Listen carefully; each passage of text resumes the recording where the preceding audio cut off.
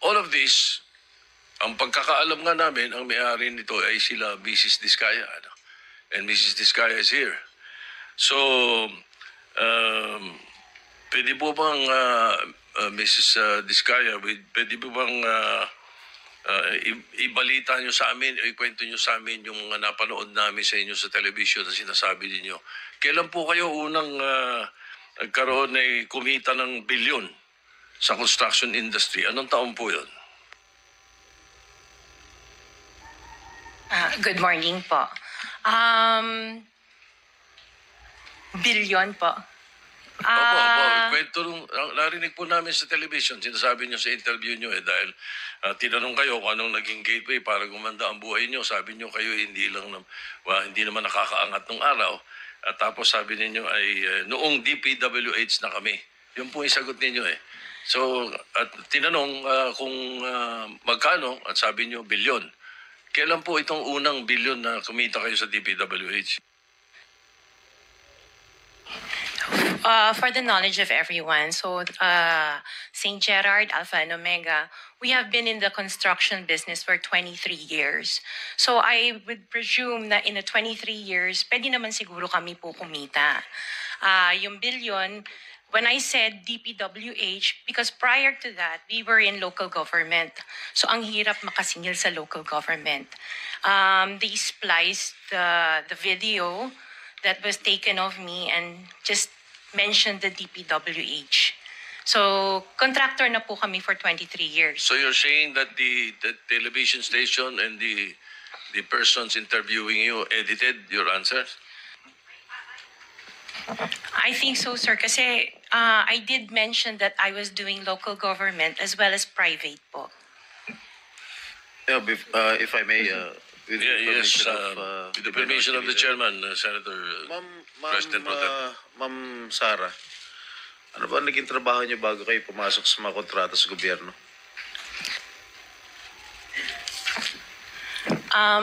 My father was a contractor before.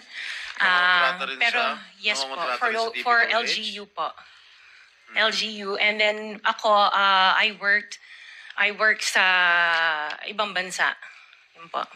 Anong work mo sa ibang bansa? I was a dental receptionist and an orthodontic nurse. So you are a doctor? Nurse? No po. Yung asawa mo, ano trabaho? He works sa isang development corporation, and him and his brother were parang private contractors sa subdivision namin. Paano kayo, how were you enticed to join the mga kontrata sa DPWH? Who influenced you? Wala naman po. Nakita namin on PhilJeps na may mga projects na pwede palang mag-join. So we joined the bidding na we know that we were qualified for. All right, Mr. Chair, I would like to reserve all my questions if my turn comes already. Thank you, Mr. Chairman, to continue. Senator, Mr. Chairman. Mr. Chairman, Okay, with the permission of Senator Minority Leader. So, the Minority Leader. Ma'am, very clear man yun sa video na sinabi mo. Kung kailan kayo kumita ng malaki, sabi mo, noong nag-DPWH na kami. Ngayon, gusto mong i-attribute yung wealth ninyo going back noon pa sa tatay mo, noong nagsimula kayo ganon. Pero very clear, the video won't lie. Sinabi mo, noong nag-DPWH na kami. Yes po. So, kailan ba kayo nag-DPWH? Parang sometime in 2012, nag-start kami with DPWH.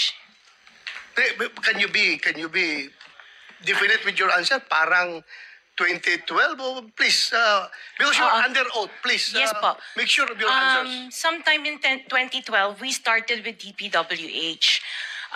We started with joining biddings. Pero prior to that, we were with local government. Yung mga flood control projects, kailan kayo nag-engage ng flood control projects sa DPWH? Siguro mga 2016 onwards. Please make sure of your Ay, answer. yes po, 2016 onwards po. 2016 onwards? Yes po. 2016 onwards.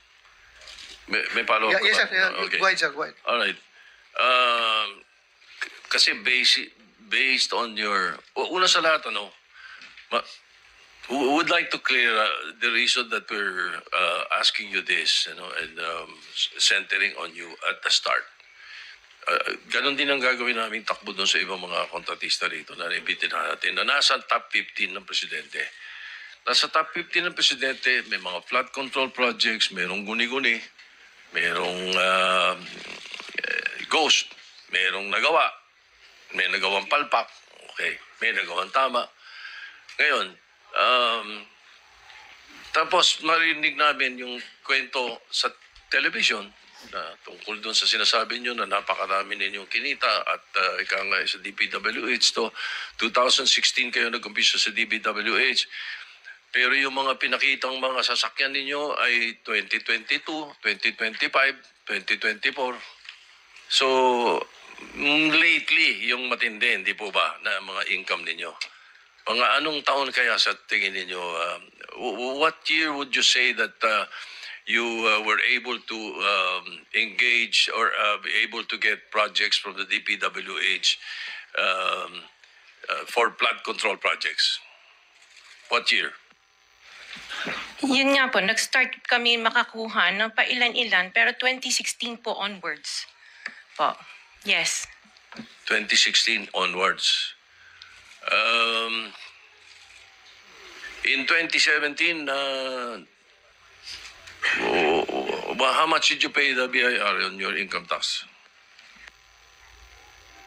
Sorry, I don't have the data on me right now kasi I have an accountant that handles that po. Pero I can get it for you. Yes, please. May we request that Yes po. we find out how much your income taxes were paid from that time, 2016 to the present. No? Okay po. All right.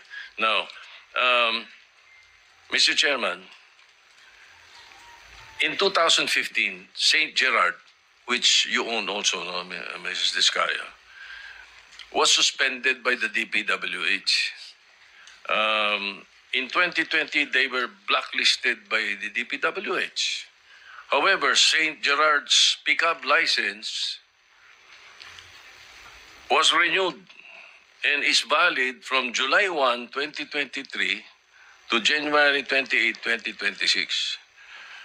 For St. Timothy, which you also own, it was found out by the President that the 2023 Bulacan River project amounting to 96.4 million was deemed completed even in more than 200 meters of revetment were not built. St. Timothy's pickup license was also renewed 2025 to 2027. So, Engineer Takay, what is the basis for the renewal despite the issues in their previous projects?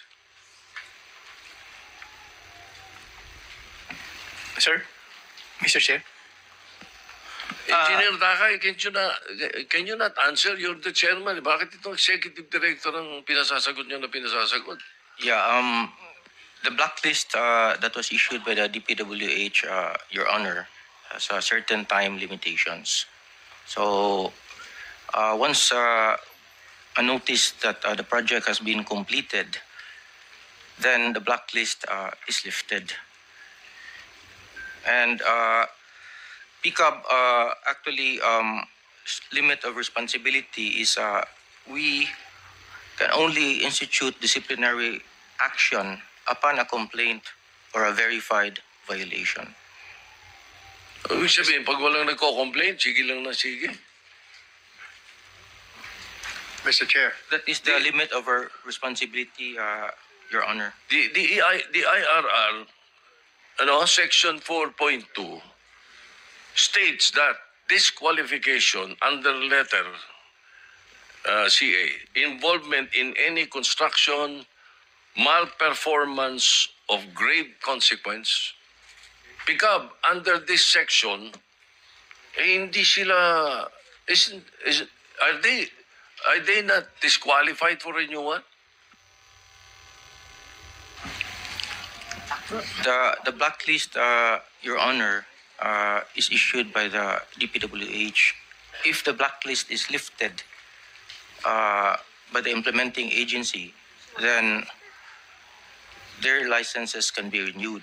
However, we also have another mechanism that if there is a verified complaint or complaint from the LGUs or from the implementing agency, then we hear the case and then apply the penalties that are commensurate to the offenses that are being committed.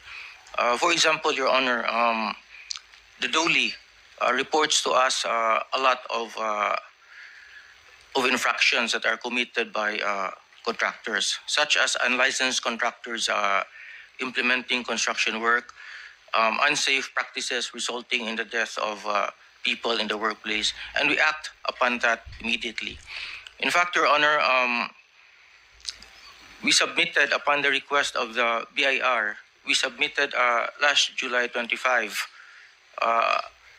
our transmittal regarding the request for the documents of the construction group of Diskaya, because if and when the Bureau finds out that their papers are not actually compatible to the papers that are submitted at the PCAB, then we will suspend or revoke all of their licenses automatically because there is now complaint. And we have communicated with the Bureau. In fact, I have met with Commissioner Lumagi once, and we have responded to their letter. And along with our letter, we have submitted reams of documents for the Bureau to review, Your Honor. Mr. Chair, Mr. Chair, may I with interject? Wait, before Commissioner of the Minority Leader. before we proceed, let me acknowledge first the presence of our Majority Leader. A quick question, Commissioner. Yung imposition ng suspension is Section 99 ng RA 12009. Blacklisting is under Section 100, correct? Pareho namang nalilif ang suspension and blacklisting. There's no problem there because it's in the law. I think the trajectory of the Senator Soto's question, kung paano natin madidisiplina. Why don't you, for example, resort to Section 101 of the same Republic Act? Kasi dito sinasabi niya, imposition of blacklisting with perpetual disqualification. I believe kung ang pinag-uusapan ay ghost projects. Kasi makikita mo pagka blacklisting and perpetual disqualification, dapat recidivist na siya, ulit-ulit na siya, 3 or more. Kapag ka ghost projects ang pinag-uusapan, I think this is 10 times over. Halimbawa, nakalagay dito sa blacklisting, corrupt, fraudulent, collusive, and coercive practices. Katulad ng ghost, drawing up or using forged documents. Ghost projects. Hindi po pwedeng mag-apply yung Section 101, but there is a perpetual disqualification of this. You have to look into this. Yun siguro ang gusto mong puntuhan Yes, ng Senator, di ba? Yes, sir. Mr. Chairman, thank you, And sir. then I think we have to put a limit muna, sir. Kasi medyo gusto nang magtanong Sige. yung iba. Sige, Makakabalik ka naman, boss. I'll try to wind up for a while. Yes. Marami pa po akong tanong eh.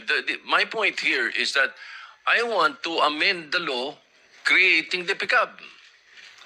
Kailangan lagyan ng mas matinding power, mas maraming koordinasyon at coordinate sa DPWH, hindi lang sa DTI. So my line of questioning is towards that. Kung ano mga naging performance nyo, ginagawa ninyo, paano kayo paano nyo dinidisqualify, paano yung license ninyo. I heard you have 45,000 accredited contractors nationwide. Ang mambigat eh. Tapos, ang sabi ninyo, maliit na kumpanya kayo. Maliit na agency lang kayo. Tatatlo yung board member nyo. Yung dalawang board member mo, are you aware that they are contractors also? Engineer Dakay? Yes, Your Honor. I am aware. In fact, EGB has actually filed a voluntary leave of absence the day after their name appeared on the list of the So when they were appointed by whoever, President Duterte or President Marcos, because I know for a fact you were appointed by President Duterte originally, di ba? We'll give you more time, Senator Soto, para yung iba gustong magtanong. Sige. Let me just re-emphasize, lahat po dapat makapagtanong, but ilimit muna natin sa first 5 minutes. Pagkatapos pag may time tayo, balikan po natin ang bawat isa. Senator Tulfo. Thank you, Mr. Chair. For PICAB, kay Engineer Dakay, alam nyo, Engineer Dakay, kung gugustuhin, may pamamaraan. It says in Section 29, Republic Act number 4566, pwede po kayo mag-imbestiga at gumawa po ng aksyon, suspension, revocation of license kung meron po mga report. Tama po? Yes, Your Honor. All right. So, nasa inyong kamay kung pwede nyong i-revoke. Hindi po ba kayo nag-iimbestiga na maaring yung ilang mga tao ninyo ay naareglo at nababayaran kaya bigay na lang na lisensya? Take the case po dito sa Diskaya. 3 na po ang kumpanya, isa lang may-ari. Pag na blacklisted, apply. So, ibig sabihin po ba, kung may kumpanya ako, mabablacklist, gagamit lang ako ng ibang pangalan, mag-a-apply ako, pwede na naman. And then I can apply again, same project or same agency, kahit na na-blacklist ako ng DPWH. Ganun po ba? You tell me. No, Your Honor. PICAB is also a quasi-judicial body. And we do a lot of investigations. And we also resolve a lot of cases. Investigation siguro sa mga maliliit. Pero kung mga malalaki na kagaya nito, wala ho kami naririnig. Bakit 15 po sila na nagkunsabahan, binulsa yung pera ng bayan, 1.3 trillion, wala tayong narinig. Ngayon, nandito kayo, nagpapaliwanag, sasabihin nyo, meron kayong quasi-judicial. Nasaan yung quasi-judicial? Bakit yung pinayagan nangyari? 2022 hanggang 2025, 3 years, engineer. Wala kayong ginawa, hindi nyo kinansela yan. Isang kumpanya, tatlo pa. Yung isang may-ari. Wala kayong ginawa. Ngayon, pinapakita yung sa amin dito na meron kayong ganito, meron kayong nasaan yun sinasabi mo? 3 years. I understand very well your concerns, Your Honor, and I appreciate that very much. However, PICAB does not play any part in the implementation of the project. I'm not saying part of the implementation. Yung pag-apply lang at engineer ng license. Kasi pag na-blacklist yung... Ganun naman ho, hindi nyo ba alam na ganun ang kalakaran ngayon? Or you don't have any idea na pag na-blacklist itong kumpanya na ito, gagamit ng ibang kumpanya o magbubukas ng ibang kumpanya. Alam nyo ba yun? Hindi. You know that, right? We hear that every now and then, Your Honor. You hear that, but you don't investigate. Na pag na-blacklist ng DPWH o ng kung anong ehensya, papalit ng pangalan or tatayo ng pangalan para makapasok ulit. Actually, Your Honor, when a company is blacklisted by any government agency, then we actually suspend their licenses. Well, hindi ko maintindihan na engineer, wala naman po na suspend sa 15 na yan eh, di po ba? Wala ako hindi ko alam kung nagtatanga-tangahan kayo, hindi nyo alam trabaho o natapalan lahat ng mga mata ninyo ng salapi. Kaya ho ganon. Balikan kita mamaya, Mr. Chair. I'd like to go to direct this question to Ms. Zara Diskaya. So ma'am, nung ma-blacklist po isang kumpanya nyo, ganun po ba ang SOP ninyo? Magtayo na lang ng ibang kumpanya para makasali kaya dumami ang kumpanya nyo? Or kaya kayo nag-apply ng mga lisensya dito sa PICAB ay para may maparentahan po kayo na mga lisensya po ninyo? Kasi napakadami po, Ms. Diskaya, yung inyong proyekto kung saan-saan na, abay, dahil nyo pa yung gobyerno. Imposible naman ho, yung equipment nyo rito, may equipment kayo dito, napakadami yung equipment. Tama po yung sinasabi ni Senator Tito Soto na sa isang lugar, napakadami yung equipment, sa iba't ibang lugar. So, ano ang purpose na napakaraming kumpanya? What is that? Ay, sir po, yung ibang companies po, we've divested from those companies. So I am directly lang with Alpha and Omega. Invested. Interjection, Mr. Chair, with the permission of Senator Erwin. Go ahead. Go ahead. Salamat, Mr. Chair at Senator Erwin. Actually, when my time comes to question, ma'am, Ms. Diskaya, hindi lang po isa, hindi lang po tatlong kumpanya tulad ng sinabi ni Senator Erwin. Siyam na kumpanya ang ipapakonfirm ko sa inyo na actually, kayo at kayo pa rin po. Kayo pa rin po ang may-ari. Salamat po, Senator Erwin, Mr. Chair. Maraming salamat, Mr. Chair. Can I go to the Commission on Audit now, Mr. Chair, if they're here? Before that, I think you need to also pursue that initial question you had with PICAB. Kasi we heard that PICAB, upon the direction of the President of the Philippines in connection with the identified 15 contractors in anomalous flood control projects, it triggered an investigation from your office. And I believe somebody told me that you communicated directly with the DPWH to be able to pursue investigation insofar as the 15 contractors are concerned. Did you not coordinate to the DPWH? And if you did, what was the coordination and what was the response made by the DPWH, if any? Thank you, Your Honor. Actually, on August 18, our Executive Director, Attorney Matienzo, formally wrote to DPWH Secretary Bonoan requesting information on all infrastructure projects awarded to the 15 contractors that have been identified as having the most flood control projects nationwide. So we sought in our letter a list of all the projects awarded to these contractors, the status of project implementation, the findings from the... You were referring to the 15 contractors subject matter of this inquiry. Yes, Your Honor. What was the reply by the DPWH, if any?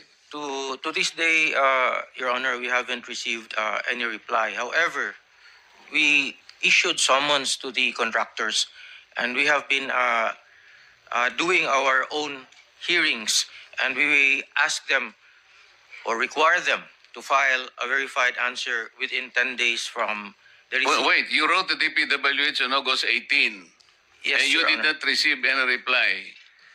You're No. seated beside the secretary of the DPWH. Did you ever ask him why no reply was ever given to your letter?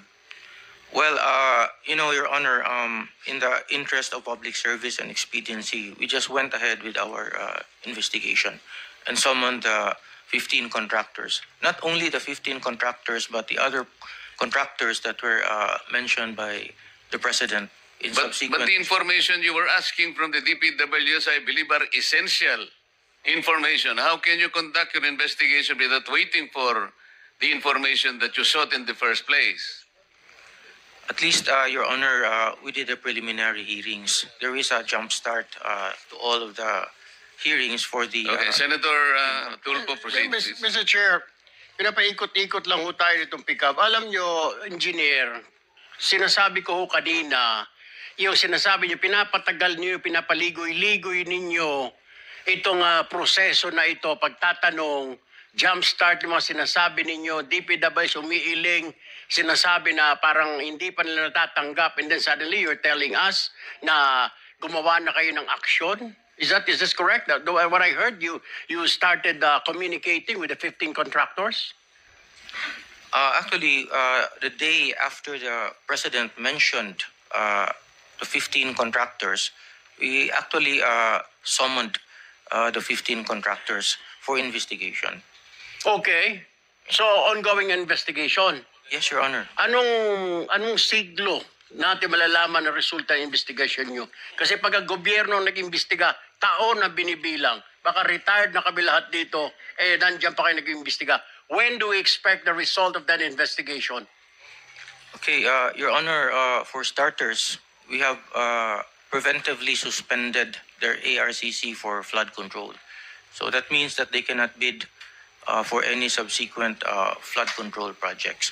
Hindi naman nila kailangan po magbidding dahil na kumita na ito mga ito eh. Yun lang ho, yung they cannot subsequent flood control projects, di na sila pwede magbidding. Dapat to, suspendin nyo na ho lahat yan eh.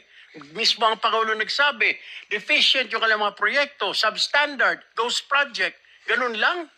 Next flood control project pa sila suspendido. Ngayon hindi sila tanggalan ng lisensya. Kailan ho natin maririnig, engineer, na suspendido ang mga lisensya nila o kumpiskado ng mga lisensya nila? When will we hear that? Your Honor, we are seriously investigating and conducting the hearings at PCAB, Your Honor. And Do you have a time frame for that, Mr. Chair? yes, Mr. Chair, because we have to also realize and recognize that the contractors are also represented by counsel. Kasi ang totoo niyan, hindi importante sa amin yung suspension or blacklisting. Ultimately, revocation ang pinag-uusapan dito eh. Kasi seryoso po ito eh. I would request my colleagues to also put in perspective ang hinahanap po natin dito yung mga ghost projects. So gusto ko pong marinig po yung mga tanong ninyo. Hanapin po natin sa DPWH. Kasi importante po ito, kailangan nating ilagay muna sa umpisa. Bakit po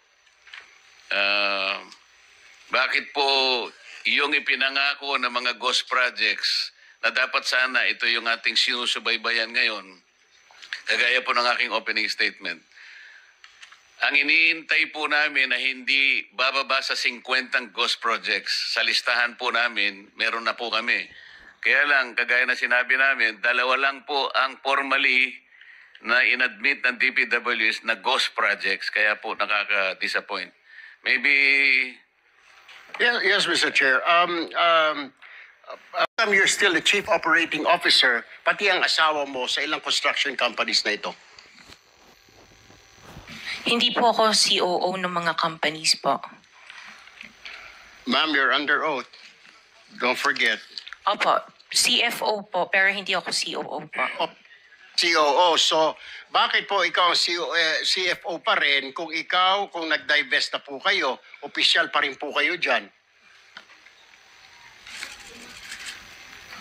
Sorry, tumutulong lang po ako dun sa mga ibang companies po. So you haven't, with the Go permission, ahead. you haven't completely divested all your interest in that. Before we particular company. continue, let me acknowledge the presence of Senator Rapi Tulfo. Thank you, Yes, sir. So you didn't divest totally. You're still the CFO according to you. According to you. Opo, pero hindi po ako nagmamanage po ng mga companies na yon. Wala na po ako. Wala po ako dun sa ano. Sorry. Naintindihan po niyo yung divestment. Kanino niyo po i-divest? Kasi po pag nag-divest kayo, there is somebody, doon niyo po isasalin yung pong inyong interest sa isang company. Kanino po nasalin? Nung mag-divest kayo, sino yung taong doon niyo i-divest po ang inyong interest sa korporasyon? Katulad sa St. Timothy, kay Maria Roma ko binigay po yung aking Sino siya? shares. Kamag-anak mo? She's the niece of my husband. Kamag-anak mo pa rin. Kayo pa rin. Kayo pa rin yan. Correct? Anyway, can I give my opening statement Okay. before I... Go ahead. I'll just my next round of questions later para to give way to our pro tempore. Ikaw na. Mr. Chair.